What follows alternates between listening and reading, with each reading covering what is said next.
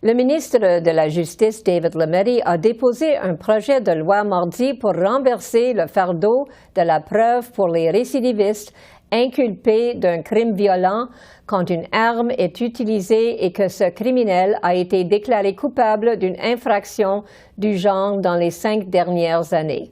J'en discute avec le sénateur conservateur Pierre-Hugues Boisvenu, qui va d'ailleurs présenter son propre projet de loi demain pour renforcer les droits des victimes. Bonsoir, sénateur Boisvenu. Bonne fin d'après-midi à vous aussi, et oui. Bonne fin d'après-midi avec nous. Oui, enchanté que vous êtes ici. Bon, alors premièrement, sénateur, c'est quoi votre réaction de ce qui a annoncé M. Lametti hier? Moi, je vous dirais que ce projet de loi-là va venir réparer les erreurs du Parti libéral.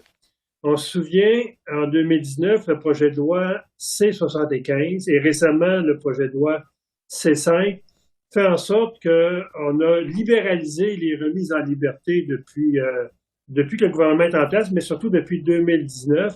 Et on a remis des gens qui auraient dû demeurer en prison, ou si on les libérait, ils auraient dû être mieux contrôlés qu'ils l'ont été.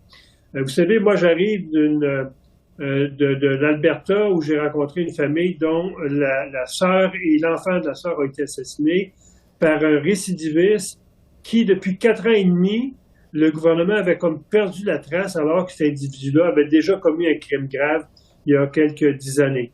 Donc, on le voit, on a remis en liberté des gens qui n'auraient jamais dû être remis en liberté. Et s'il l'était, il aurait dû être beaucoup mieux contrôlé. Donc, pour moi, ce projet de loi-là vient en partie réparer des erreurs que ce gouvernement-là a fait. Puis votre chef du Parti conservateur, M. Poilievre, dit que les changements ne sont pas suffisants pour protéger les victimes. Alors, Est-ce que vous allez adresser ça dans votre projet de loi demain et comment allez-vous faire ça?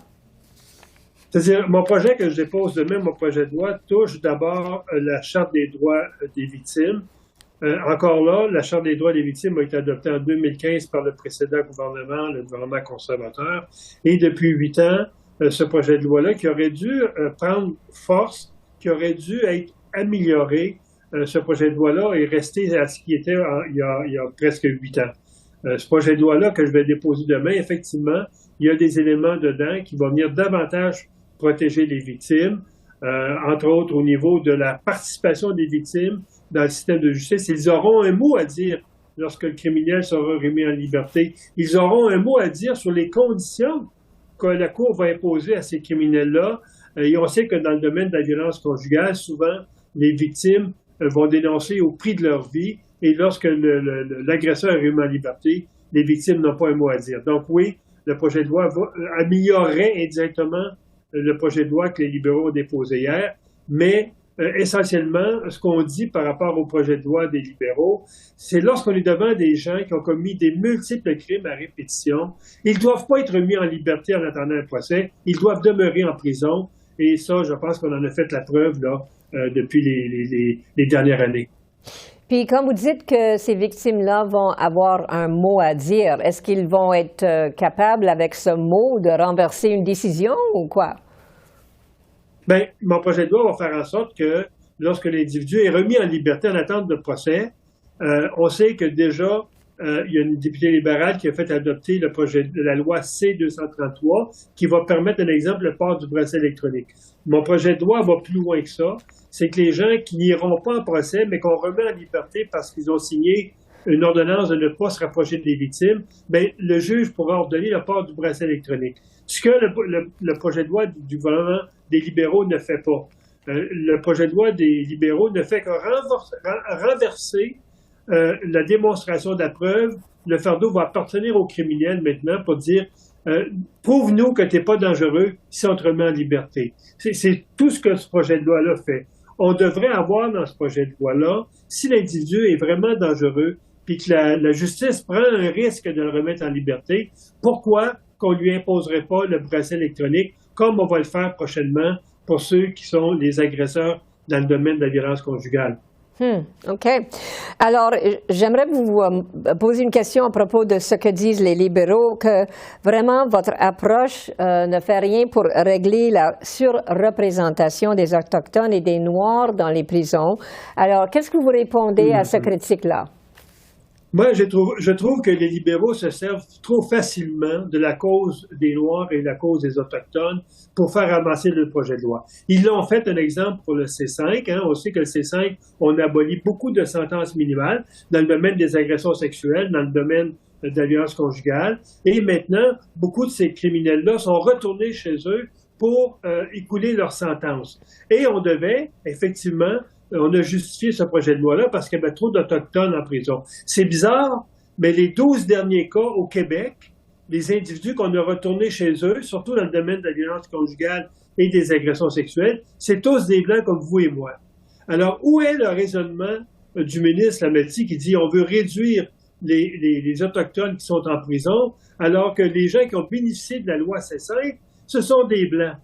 C'est une justification qui ne tient pas la route. Ce projet de loi-là a absolument été accepté pour vider nos prisons, nos pénitenciers au Canada. Alors, mais une question importante, mais il ne nous reste pas beaucoup de temps. Mais est-ce que vous croyez dans la réhabilitation, vous, sénateur? Ma chère madame, j'ai toujours dit, même pour le meurtrier de ma fille, que tout criminel a le droit à une chance.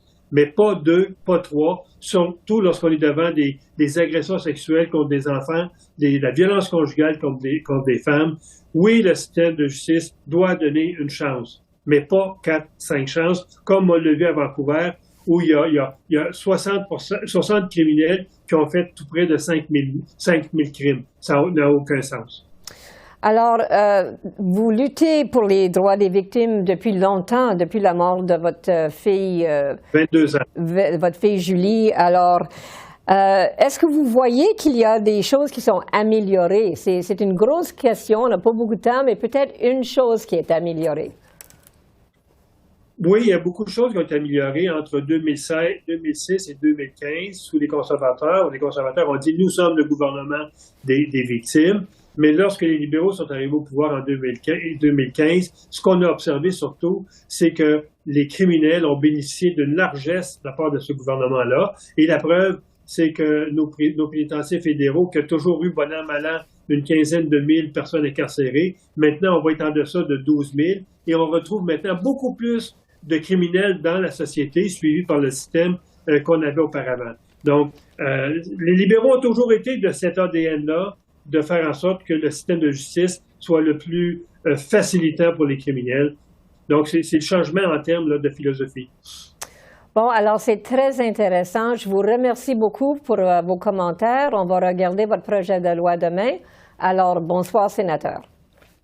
C'est moi qui vous remercie et encore une fois, bonjour à tous les gens. Bonne soirée à tous les gens qui nous ont écoutés. Merci beaucoup.